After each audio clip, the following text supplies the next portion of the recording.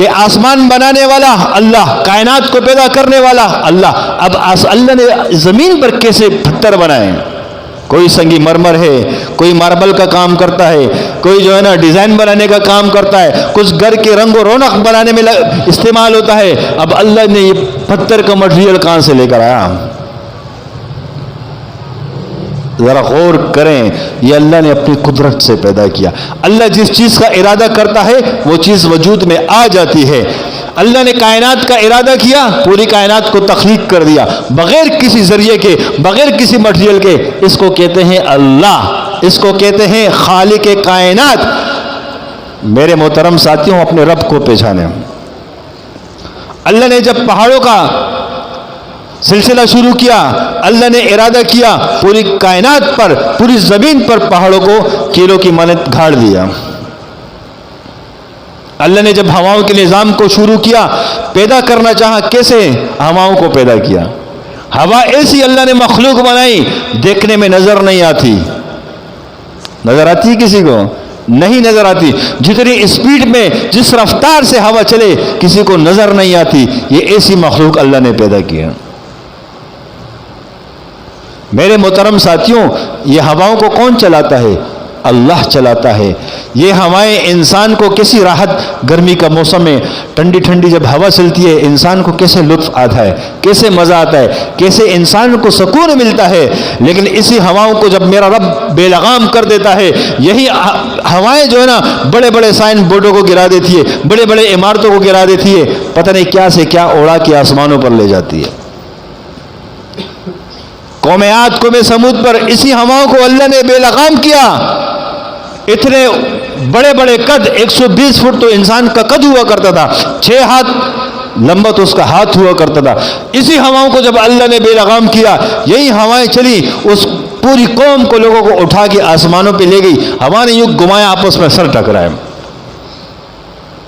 یہ میرا اللہ ہے. کیسی مخلوق پیدا کیے؟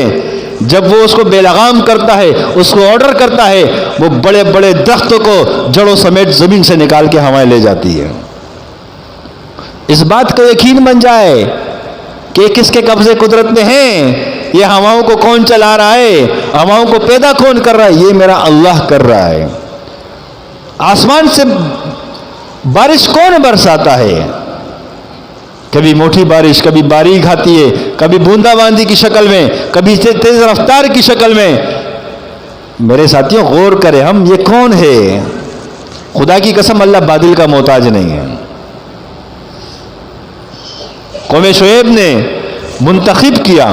قوم شعیب جب نافرمانی پہ اتر آئی، ناپ تول میں کمی کرتی تھی، جب ان پر قحط سالی آتی، اللہ کا عذاب آتا، پھر وہ شعیب علیہ السلام کے پیچھے چلی جاتی وہ قوم کہ اب اللہ کو منا لو، ہم توبہ کرتے ہیں، استغفار پڑھتے ہیں، ایمان لاتے ہیں. اللہ ان عذاب کو ٹال دیتا تھا. لیکن جب حالات درست ہو جاتے ہیں، پھر وہ نافرمانی پہ چلے جاتے ہیں. شعیب علیہ السلام جا کر بڑی دعوت دیتے، بڑے سمجھاتے، لیکن وہ نافرمانی کرتے ہیں. یہ مسلسل چلتا رہا. جب میرے رب نے عذاب دینے کا فیصلہ کیا، پوری قحط سالی آ گئی، بارش نہیں ہو رہی. پھر ساری قوم اکٹھی ہو کے شعیب علیہ السلام کے پاس جاتی ہے کہ اللہ کے نبی، اللہ سے دعا کیجئے، ہم استغفار کرتے ہیں، اللہ بارش برسا دیجئے، دعا کیجئے اللہ سے. پوری قوم نے مل کر جب اللہ سے دعا کی، اللہ نے وہی نازل کی شعیب علیہ السلام پہ، اپنی قوم سے کہو 3 بادل بھیج رہا ہوں، ان میں سے کسی ایک بادل کا انتخاب کر لیں. ایک کالا بادل، ایک لال سرخ بادل، ایک سفید بادل، یہ 3 بادل میرے اللہ نے بھیجے.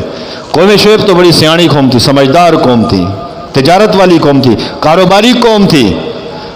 نافرمانی کیا تھی؟ کسی نے 1 کلو مانگا، آدھا کلو دیا، آدھا کلو غائب.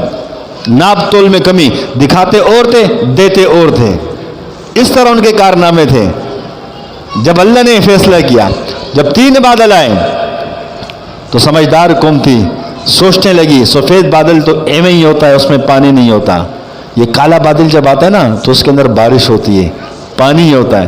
یہ اللہ کالے بادل بھیج دے، یعنی کالے بادل کا انتخاب کیا. جب میرے رب نے کالے بادل کو بھیجنا شروع کیا، وہ ایسا سرخی میں تبدیل ہوتا گیا. اوپر سے وہ آگ برسانے لگا، پتھر برسانے لگا. یعنی بادل، اللہ بادل کا محتاج نہیں ہے. اللہ کسی مخلوق کا محتاج نہیں ہے. مخلوق بذات خود مؤثر نہیں ہے، اگر اس میں اثر رکھتا ہے تو اللہ رکھتا ہے. کوئی بھی مخلوق ہو وہ بذات خود مؤثر بذات نہیں ہوتی، اس میں اثر اللہ رکھتا ہے. چھری میں کاٹنے کا اثر کس نے رکھا؟ اللہ نے رکھا. جب ابراہیم علیہ السلام نے اسماعیل علیہ السلام کے گردن پہ چھری پھیرنا چاہی تو اللہ نے اس کے اثر کو سلب کر دیا، وہ چھری کام نہ کر سکی. چھری کا کام کاٹنا، اللہ کے حکم سے کاٹتی ہے. جب اللہ اپنا امر ہٹا دے تو پھر وہ کاٹ نہیں سکتی. اسی طریقے سے آگ کا کام کیا ہے؟ جلانا. لیکن جب ابراہیم علیہ السلام کو آگ میں ڈالا گیا، اللہ نے براہ راست آگ کے اثر کو سلب کر دیا. آگ کا اثر جلانا، گرمائش دینا، راکھ کر دینا، کوئلہ بنا دینا. لیکن اللہ نے جب اس کی تاثیر چھین لی، سلب کر دی، اس کے اثر کو ختم کر دیا، وہی آگ گل گلزار بن گئی، ٹھنڈی بن گئی، سلامتی والی بن گئی. 40 دن ابراہیم علیہ السلام نے اس آگ کے اندر گزارے. اس کو کہتے ہیں اللہ، کہ سب کچھ کس کے قبضے قدرت میں ہے؟ اللہ کے قبضے قدرت میں ہے. میرے بھائیوں، پانی کا کام ہے ڈبونا، لیکن پانی میں اثر کون رکھتا ہے؟ اللہ. اگر پانی کے ڈبونے کی اثر کو اللہ چھین لے تو پانی ڈبو سکتا ہے؟ نہیں ڈبو سکتا. پانی کے اندر ڈبونے کی طاقت، اثر کس نے رکھا ہے؟ یہ اللہ نے اس کے اندر یہ اثر رکھا ہے کہ پانی ڈبو دیتا ہے.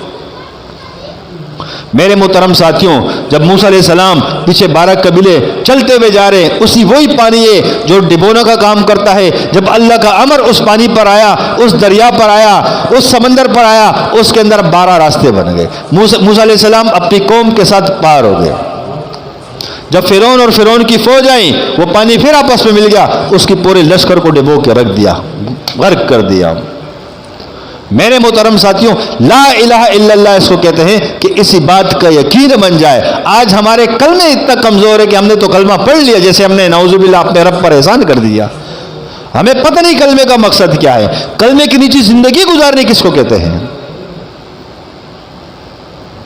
میرے محترم ساتھیوں، اپنے رب کو ہم پہچان لیں، اپنے خالق حقیقی کو ہم پہچان لیں، رب کائنات کو ہم پہچان لیں، اپنے مالک کو پہچان لیں. میرے محترم ساتھیوں، غور کرو، پوری کائنات خدا کی قسم سے اللہ کے قبضے قدرت میں ہے. سائنس کہتی ہے کہ کائنات کا نظام خود بخود آٹومیٹک سسٹم سے چل رہا ہے، اور پوری کائنات چلنے میں اللہ کے امر کی محتاج ہے. اگر سورج طلوع ہوتا ہے روزانہ اپنے رب سے اجازت لے کر طلوع ہوتا ہے، اگر غروب ہوتا ہے اپنے رب سے اجازت لے کر غروب ہوتا ہے.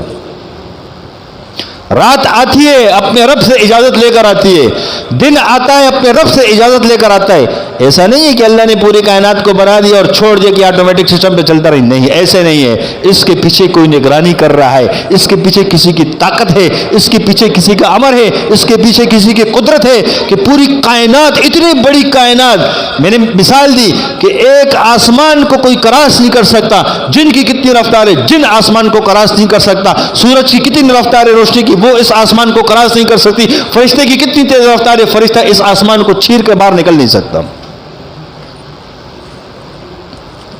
کتنا وسیع آسمان اللہ نے پیدا کیا. یہ ایک آسمان ہے، پھر اس کے اوپر اللہ نے دوسرا آسمان پیدا کیا، اور دوسرا آسمان پہلے آسمان سے بہت بڑا ہے. اتنا بڑا ہے کہ فٹ بال کا گراؤنڈ ہو، فٹ بال کا گراؤنڈ کتنا بڑا ہوتا ہے، اس میں ایک گیند رکھ دی جائے تو گیند نظر آتی ہے؟ نہیں. اسی طریقے سے پہلے آسمان کی مثال گیند کی ہے، اس کے اوپر جو دوسرا آسمان ہے اس کی مثال گراؤنڈ کی ہے. پھر دوسرے آسمان کے مقابلے میں اللہ نے تیسرے آسمان کو جو پیدا کیا وہ بھی اتنا وسیع، اتنا بڑا ہے کہ اس کے مقابلے میں دوسرا آسمان وہ گیند کی طرح نظر آتا ہے. اس طریقے سے درجہ بدرجہ چوتھا آسمان، پانچواں آسمان، چھٹا آسمان، ساتواں